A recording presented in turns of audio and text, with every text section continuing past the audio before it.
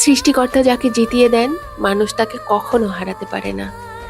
জীবনে এমন অনেক সময় আসে যখন মনে হয় সবকিছু শেষ হয়ে গেছে, স্বপ্ন ভেঙে যায়, প্রিয় মানুষ দূরে চলে যায়, পরিকল্পনা ব্যর্থ হয়, আর চারপাশটা শুধু ধ্বংসস্তূপের মতো মনে হয়।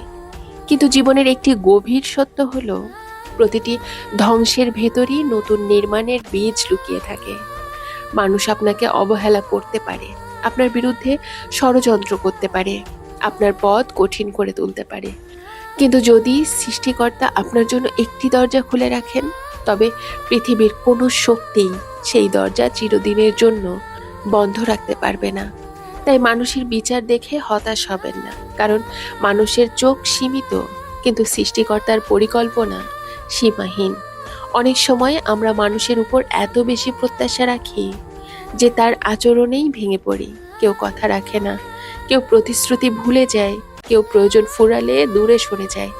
তখন মনে হয় সব শেষ, কিন্তু সত্যি হলো, যার ভরসা মানুষ সে প্রায়ই হতাশ হয়, আর যার ভরসা